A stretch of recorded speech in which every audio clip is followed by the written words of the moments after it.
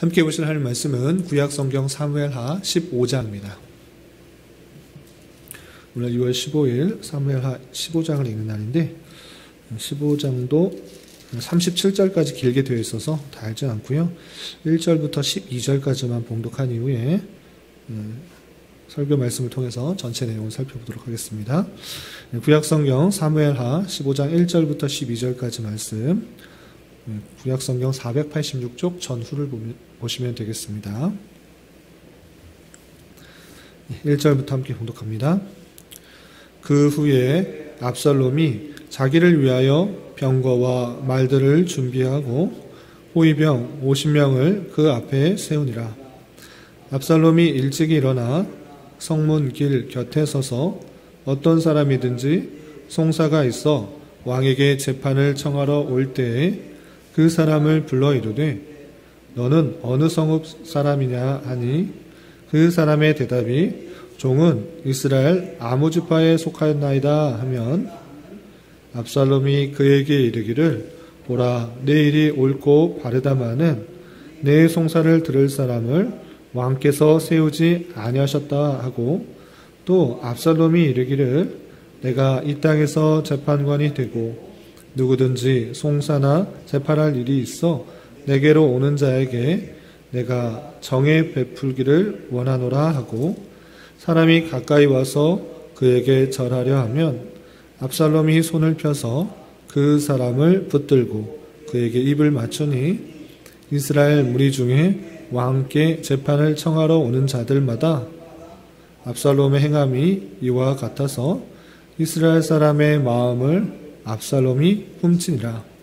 4년 만에 압살롬이 왕께 아뢰되 내가 여호와께 서원한 것이 있사오니 청하건대 내가 헤브론에 가서 그 서원을 이루게 하소서. 당신의 종이 아람 구술에 있을 때에 서원하기를 만일 여호와께서 반드시 나를 예루살렘으로 돌아가게 하시면 내가 여호와를 섬기리이다 하였나이다.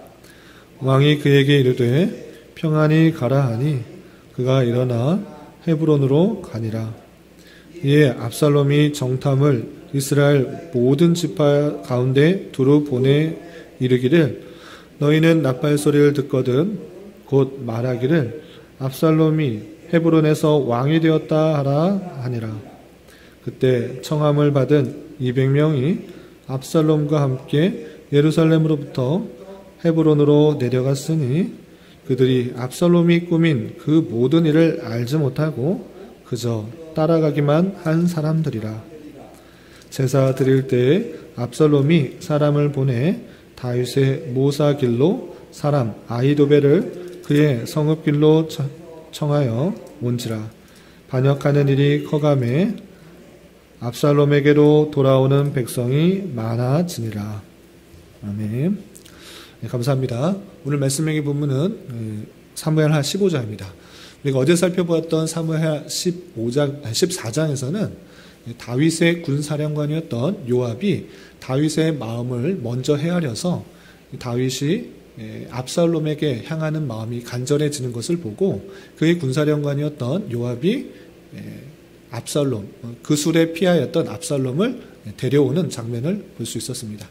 그렇게 공동체 안에 깨어진 것이 있을 때 다시 화해하기 위해서 데려오는 모습 그 자체는 좋으나 그것이 먼저 전제되어야 되는 것이다 라고 말씀드렸습니다. 그것은 다름 아니라 그의 죄가 완전히 뉘우쳐졌는지 회개했는지 그것을 보고 들어와야 되는데 그런 것 전혀 없이 요압은 그냥 압살롬을 물리적으로 다윗과 함께한 그 장면을 우리가 살펴볼 수 있었습니다. 그래서 물리적으로는 다윗과 함께 있었지만 압살롬은 자신의 이복 형이었던 암논을 죽인 그 사건에 대해서 뉘우치는 그 모습 그리고 그 죄에 대해서 징벌받고 또 치리된 그 모습이 전혀 없었던 것입니다. 그렇게 회개하지 않은 자를 공동체 안에 들였을 때 어떤 문제가 발생하는가가 오늘 내용에 이어지게 되는 것입니다. 그렇다면 압살롬이 어떤 죄악을 저질렀는지 그 내용을 좀 살펴보도록 하겠습니다. 우선 15장 1절에서 보면 그 후에 압살롬이 자기를 위하여 병거와 말들을 준비하고 호위병 50명을 그 앞에 세우니라 됐습니다. 그 앞장에서는 압살롬이 다시 다윗과 만나서 화친하는 그 의미로 압살롬과 입을 맞춘, 다윗과 압살롬이 입을 맞추는 그 장면이 나오는데, 그 후에 다윗이 나를 받아주렸다라는 생각을 가지고 자신을 위하여서 일을 꾸미는 것입니다. 그래서 병거와 말들을 준비하고 호위병 50명을 그 앞에 세우면서 자신의 입지를 강화하는 것입니다. 이렇게 호위병만 세우는 것이 아니라 다윗 왕권까지 노리는 그 압살롬의 야욕을 살펴볼 수 있습니다. 어떻게 그 왕위를 노리는가? 계속해서 보면 2절에 보면 압살롬이 일찍이 일어나 성문 길곁에 서서 어떤 사람이든지 송사가 있어 재판하러 청하러 올 때 사람을 불러서 이렇게 말합니다. 어떻게 말하느냐? 너는 어느 성읍 사람이냐 묻고 그 사람이 대답할 때 나는 어디 속한 사람이다 라고 말할 때 압살롬이 거짓으로 이렇게 말합니다. 어떻게 말하느냐? 왕의 내 송사를 들을 사람을 세우지 않았다라고 말합니다. 왕에게 가는 사람을 중간에 세워서 잘 물어보고, 너 잘 왔는데 왕이 잘못하고 있는 것이다. 그런 사람을 해결할 사람을 두지 않았다라고 속이는 것입니다. 그리고 그 일을 내가 대신해 주겠다라고 말합니다. 4절에 보면 압살롬이 이르기를 내가 이 땅에서 재판관이 되고 누구든지 송사나 재판할 일이 있어 내게로 오는 자에게 내가 정의 베풀기를 원하노라 라고 말합니다. 그러니까 다윗 왕에게 가서 여러 가지 송사들을 말하려고 해결하려고 하는 그 모든 사람들을 가로채는 것입니다. 그리고 다윗을 헐뜯습니다. 그거 너 잘 왔는데 왕은 그렇게 해결할 사람을 세우지 않았다. 그리고 내가 재판관이 되어서 모든 시시비비를 가르쳐 주겠다. 정의를 베풀겠다라고 말하는 것입니다. 그 정도만 말하는 것이 아니라 그 사람의 마음을 빼앗기 위해서 아주 친근하게 다가가는 모습을 볼 수 있습니다. 5절에 어떻게 표현되냐면 5절 보면 사람이 가까이 와서 그에게 절하려고 하면 압살롬이 손을 펴서 그 사람을 붙들고 그에게 입을 맞추니 되어 있습니다. 재판해 준다고 하니까 감사의 표현으로 절을 하는데 그것에 그치는 것이 아니라 압살롬은 그 마음까지 훔치고자 손을 붙들어주고 입을 맞추는 그 가까운 정을 표하는 그 모습을 볼 수 있습니다. 이렇게 다윗에게 찾아오는 모든 안타까운 사람, 또 억울한 사람, 송사를 가려야 되는 사람, 그런 사람들이 다 다윗에게 가는 것이 아니라 압살롬을 만나게 되고 압살롬이 그 사람들을 전체의 마음을 훔치고 다윗 대신 압살롬이 나에게 더 가깝다, 더 좋은 사람이구나 이렇게 마음을 훔치게 되는 것입니다. 그래서 6절에서 보면 이스라엘 무리 중에 왕께 재판을 청하러 오는 자들마다 압살롬의 행함이 이와 같아서 이스라엘 사람의 마음을 압살롬이 훔치니라 했습니다. 그렇게 모든 사람들마다 다윗보다 압살롬, 다윗은 나를 위해서 별 상관 안 하는데 압살롬은 나를 위해서 입도 맞춰주고 또 정의를 행하고 시시비비를 다 가르쳐주는 재판관이 되는구나 라고 다윗보다 압살롬을 더 따르게 하는 그 행동을 볼 수 있습니다. 그렇게 얼마 동안 그렇게 했는가? 7절에서 계속해서 보면 4년 동안 이렇게 사람들의 마음을 훔쳤던 것입니다. 찾아오는 사람들마다 마음을 훔치고 4년 정도 되자 이 압살롬은 그 야욕, 그 마음속에 품었던 야욕을 드러냅니다. 어떻게 하느냐? 다윗에게 찾아가서 나는 헤브론으로 가서 하나님 앞에 약속하였던, 서원하였던 제사 드리는 일을 행하게 해달라라고 요청을 하게 됩니다. 다윗은 별 의심 없이 예전에 그렇게 서원을 하였구나. 그렇다면 보내주게 됩니다. 그러나 그 헤브론 지역이라는 그 지역에 특성이 있었던 것입니다. 어떤 특성이 있었습니까? 이 헤브론 지역은 유다 지파의 한 성읍이지만 다윗이 최초의 왕으로 올릴 때 헤브론에서 왕으로 세워졌습니다. 그러나 다윗은 헤브론에서 이 예루살렘 여부수가 있는 그 예루살렘으로 옮겨와서 그 수도를 정한 것입니다. 거기를 다윗성으로 정했고 이제 헤브론은 다윗이 없어졌기 때문에 불만들이 있었던 것입니다. 우리가 다윗 왕을 세웠는데 다윗이 자기 지역을 버리고 다른 곳으로 갔다? 약간의 아쉬움과 불만들이 있었던 것입니다. 그런 불만들을 잘 아는 이 압살롬은 그 헤브론 지역에 가서 그들의 욕구들을 채워주기 위해서 가는 것입니다. 그래서 4년 동안 그 마음을 훔치고 또 다윗에게 요청을 해서 내가 헤브론에 갈 수 있도록 부탁을 하는 것입니다. 다윗은 전혀 의심 없이 헤브론을 보내주자 이 압살롬은 자신의 야욕을 드러냅니다. 그리고 헤브론에 도착해서 나팔을 불게 되면 이제 압살롬이 이 나라의 왕이 되었다라고 그렇게 소문을 퍼뜨리라 이렇게 말을 하게 됩니다. 그래서 그 야욕들을 드러내기 시작하는데 자신이 혼자 그 일을 할 수가 없으니 사람들을 모으기 시작합니다. 그리고 이곳저곳 이스라엘 사람들 다니면서 필요한 사람 200명을 모읍니다. 그런데 자신이 왕으로 드러내겠다라고 말을 하면서 온 것이 아니라 나의 일들을 좀 도와달라. 이것 하는데 좀 도와달라. 이렇게 이것저것 해서 200명을 불러보는데 그 200명의 사람은 압살롬이 왕으로 될 테니까 도와줘야지 하고 온 사람은 아닙니다. 말씀을 보면 11절 말미에 보면 압살롬이 그 모든 일을 알지 못하고 그저 따라가기만 한 사람들이다 라고 표현하고 있습니다.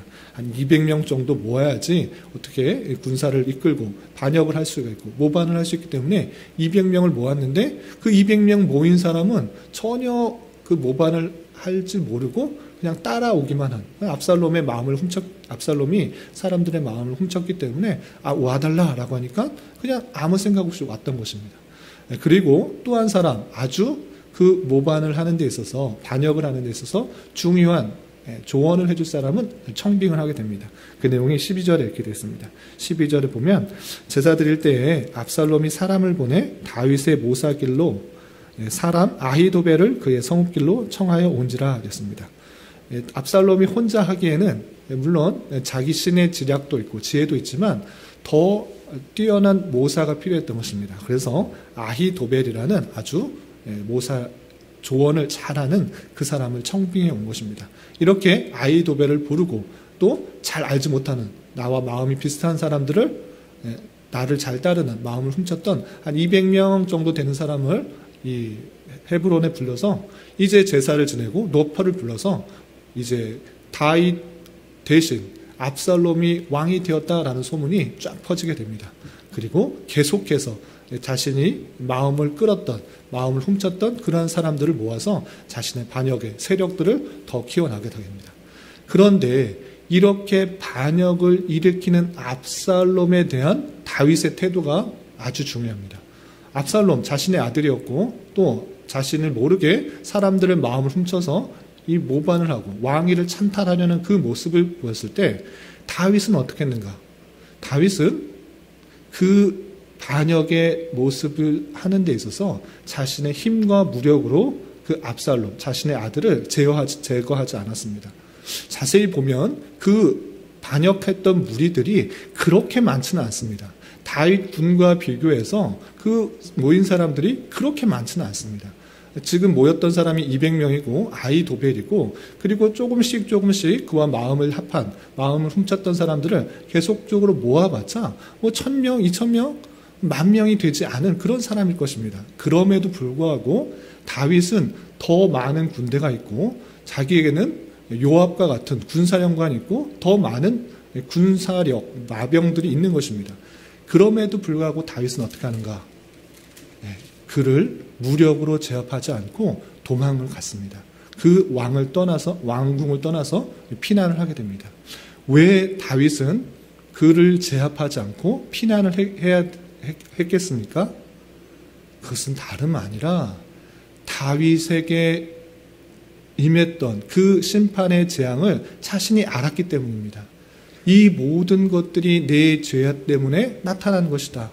내가 밧세바를 범하였을 뿐만 아니라 우리아를 죽음으로 내몬 것이 나의 죄였고 나단 선지자로부터 들었던 심판의 내용을 알고 있었던 것입니다. 그 심판의 내용 중에 하나가 무엇이었습니까? 너와 네 집안에 칼이 영원히 끊이지 않을 것이다. 이 말을 들었던 것입니다. 그래서 다윗은 자신의 무력으로, 자신의 힘으로 자신의 군사들을 데리고 그를 제압할 수 있었습니다. 그러나 그렇게 하지 않았습니다. 왜 그렇습니까? 무고한 사람들이, 수많은 사람들이 죽겠구나. 나 때문에 또 내가 힘을 써서 또 압살롬을 제어한다고 하면 또 내 칼에 의해서 죽겠구나 이렇게 생각한 것입니다. 그래서 오늘 14절에서 보면 이런 표현 14절 만미에 보면 이렇게 되어 있습니다. 가자 두렵건대 그가 우리를 급히 따라와 우리를 해하고 칼날로 성읍을 칠까 하노라 됐습니다. 칼날로 치려고 하는 그 모습들 그것들 다시 칼날로 제거할 수 있습니다. 그러나 그 모습들이 자신의 죄악들로 말미암아 나타나는 칼날이 영원히 끊이지 않을 것이라는 그 모습들을 알았기 때문에 이 모습은 피해야겠다 생각하는 것입니다. 그래서 다윗은 자신의 더 많은 군사를 데리고 자신의 아들이었던 압살롬을 제어하는 것이 아니라 칼날을 피하자. 이 칼날이 영원히 끊이지 않을 수 있다. 계속적으로 칼로 복수를 하고 칼로 제어가면 이것은 끊이지 않겠구나 생각하며 자신은 그 왕위를 과감히 내려놓고 그 왕궁을 떠나는 것입니다. 하나님의 뜻이라면 내가 이 왕위에서 내려나겠다. 그것이 중요한 것이 아니라 하나님께서 원하시는 것들이 드러나기를 바라면서 그 왕궁을 과감히 버리고 도망하는 것입니다. 그래서 왕은 자신의 따르는 신하들과 많은 사람들이 배웅하는 가운데 왕궁을 나오게 됩니다. 그런데 왕궁을 나오는 데 있어서 자신의 후궁이었던 10명의 후궁들을 그 왕궁에 지키게 하고 왕궁을 떠나오게 됩니다. 그런데 왕궁을 떠나는 가운데 많은 사람들이 등장하게 됩니다. 우선 그 다윗 왕궁에 있었던 많은 사람들이 배웅하고 그 배웅하는 길에 그 길을 나서는데 한 무리의 사람들이 등장합니다. 그 사람이 누구인가? 18절에 이렇게 됐습니다. 18절에 보면 그의 모든 신하들이 그의 곁으로 지나가고 모든 그렛 사람과 모든 블레셋 사람과 및 왕을 따르는 가드에서 온 모든 가드 사람 600명이 왕 앞으로 행진하니라 했습니다. 이제 왕궁을 떠나려고 하는데 한 600명 조 되는 사람들이 그 왕 앞으로 나왔다 그랬습니다. 왕 앞으로 행진했다. 600명이 된 사람이 누구인가 봤더니 블레셋 사람과 또 가드에서 온 모든 가드 사람인 것입니다. 가만히 보면 이스라엘 사람이 아닙니다. 블레셋과 전쟁에서 승리하여서 그 백성들이 다윗에게 포함되었던 사람입니다. 그 사람들이 다윗에게 와서 무슨 말을 하느냐? 19절에 이렇게 됐습니다. 19절 보면 그때 왕이 가드 사람 이때에게 이르되 어찌하여 너도 우리와 함께 가느냐? 너는 쫓겨난 나그네이니 돌아가서 왕과 함께 네 곳에 있으라 이렇게 됐습니다. 그렇게 해서 600명 정도 왔을 때 그냥 온 것이 아니라 다윗과 함께하기 위해서 나를 받아달라라고 해서 이렇게 온 것입니다. 그러나 다윗은 그 600명의 군대 자신과 함께하면 어디든지 가면 600명이나 되는 숫자이기 때문에 어떤 것도 두렵지 않을 수 있습니다. 그러나 자신의 안위를 먼저 생각하는 것이 아니라 그들 600명의 안위를 먼저 생각하는 것입니다. 그러면서 너도 쫓겨난 나그네가 아니냐? 우리가 전쟁에서 너희들을 쫓겨났는데 우리가 받아준 것 아니냐? 나 따라오지 마라. 그냥 왕궁에 있어서 새로 왕위로 오를 사람, 그 사람을 도와주면 너희가 평안할 것이다 라고 하면서 자신의 안위를 먼저 생각하는 것이 아니라 이 가드 사람, 블레셋 사람들, 그 사람들의 안위를 먼저 생각하면서 남아있어라 이렇게 말을 하게 됩니다. 그렇게 다윗은 자신을 먼저 생각하는 것이 아니라 상대방을 먼저 생각하며 그곳에 남아있기를 말을 하고 명령했지만 이때는 그렇게 하지 않겠습니다. 20절에 보면 나는 어제 왔고 너는 자신이 21절에 보면 이때가 왕께 대답하여 이르되 여호와의 살아계심과 내 주 왕의 살아계심으로 맹세하옵나니 진실로 내 주 왕께서 어느 곳에 계시든지 사나 죽으나 종도 그곳에 있겠나이다 라고 말하면서 다윗에게 받은 그 은혜를 기억하면서 어디든지 가겠다고 충성을 맹세합니다. 그 이야기를 듣고 그 600명의 그 사람들과 함께 떠나게 됩니다. 그리고 그 600명의 하는 사람들만 간 것이 아니라 또 제사장도 함께 옵니다. 이 사독이라는 제사장이 두 아들과 함께 법궤를 메고 다윗을 따르려고 합니다. 우리의 왕은 다윗이다. 그러면 다윗이 가는 길에 하나님의 임재가 함께해야 된다 생각하면서 제사장이었던 사독이 법궤를 메고 그를 따르게 됩니다. 그때 다윗의 태도도 아주 중요합니다. 어떻게 했느냐? 하나님께서 나와 함께 하신다는 것, 그것을 많은 사람들에게 알려주기 위해서 법궤를 따라오도록 했는가? 그러지 않았습니다. 어떻게 했느냐?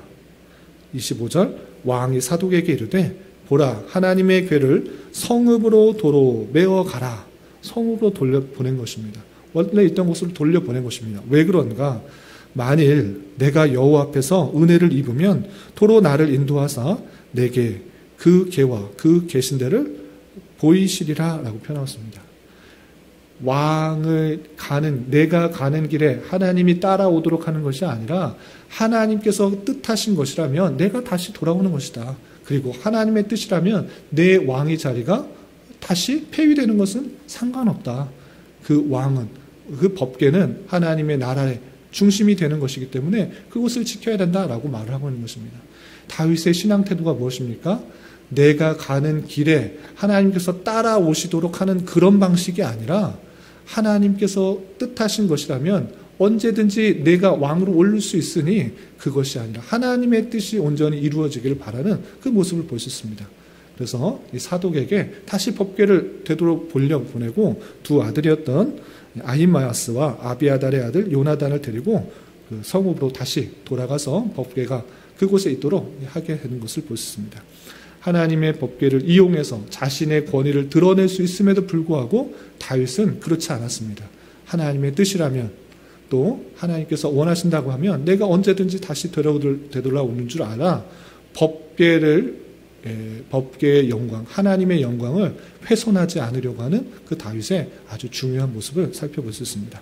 그리고 계속해서 어떤 사람을 만느냐, 또 이 32절 보면 그 가는 길에 후세라는 사람을 만나게 됩니다. 후세는 어떤 사람인가라고 할 때 이 압살롬이 모사로 데려온 아히도벨의 모략을 어리석게 할 그 사람입니다. 그래서 아주 뛰어난 지략을 갖고 있기 때문에 아히도벨과 후세, 이 뛰어난 지략가가 있는데 이 후세가 다윗을 따라가도록 한 것이 아니라 이 아히도벨과 함께 있으므로 말미암아 압살롬의 지략을 압살롬에게 어리석은 행동을 할 수 있도록 그렇게 하게 하는 사람이 나오게 됩니다. 그래서 32절 보면 31절부터 32절 보겠습니다. 31절 보면 어떤 사람이 다윗에게 알리되 압살롬과 함께 모배한 자들 가운데 아히도벨이 있나이다 하니 다윗이 이르되 여호와여 원하건대 아히도벨의 모략을 어리석게 하옵소서 하니라 했습니다. 아히도벨이 뛰어난 그 모략가, 지략가인 것입니다.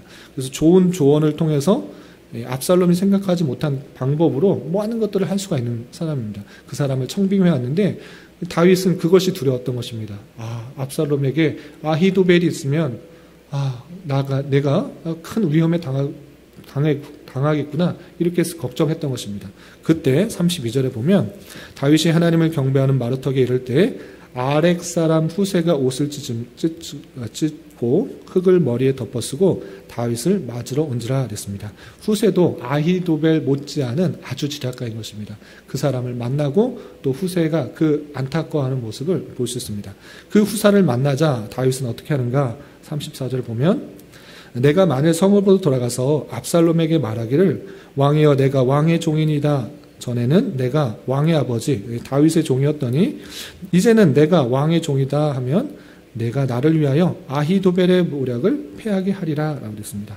후세를 만나게 돼서 나를 따라오지 말고 다시 왕궁으로 들어가서 새로운 왕, 그 압살롬에게 가서 예전에는 다윗에게 속한 그런 사람이었지만 이제는 압살롬에게 속한 사람입니다.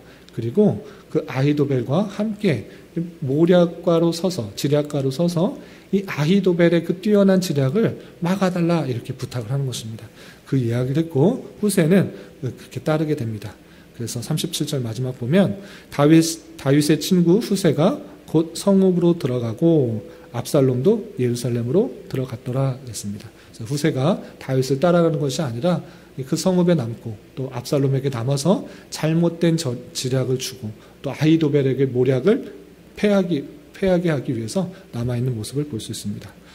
이렇게 용서하지 않은 회개하는 자를 공동체 안에 둠으로 말미암아 큰 어려움이 발생하게 되는 그 모습을 볼 수 있었는데 시간이 많이 지나가서 간단하게 교훈을 한 가지만 적용하도록 하겠습니다. 압살롬과 다윗의 모습이 완전하게 극명하게 대조되는 모습을 볼 수 있습니다. 압살롬의 행동하는 그 목적,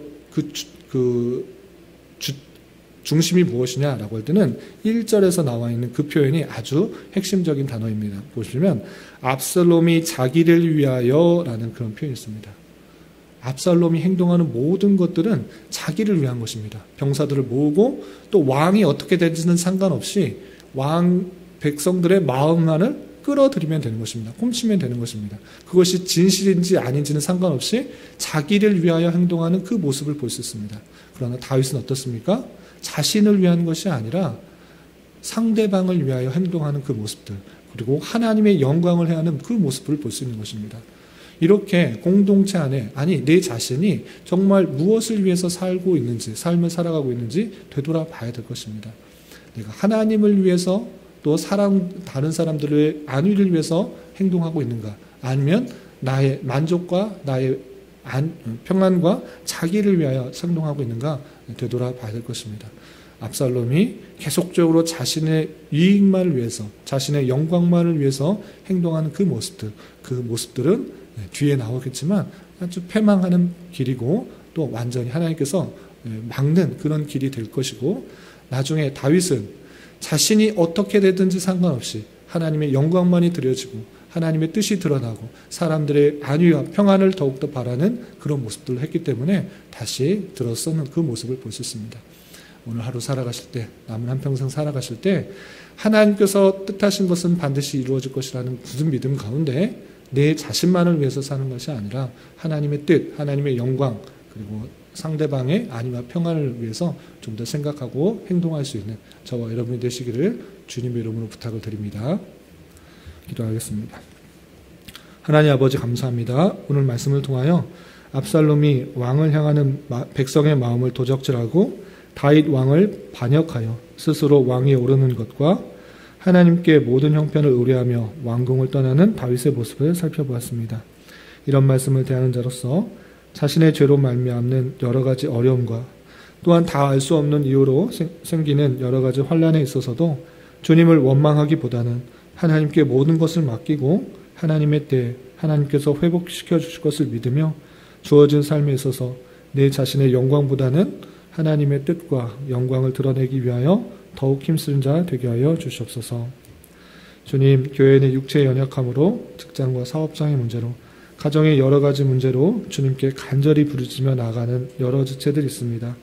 주님께서 이 모든 것을 아시오니 긍휼히 여겨주시고 우리의 기대와 소망보다 훨씬 더 풍성한 것으로 채워주신 하나님을 깊이 경험하는 기회되게 인도하여 주시옵소서. 이 시간 각자 간절히 부르짖는 기도 제목 주님께서 들으시고 가장 선한 것들로 응답하여 주시옵소서. 예수님의 이름으로 기도 올리옵나이다. 아멘.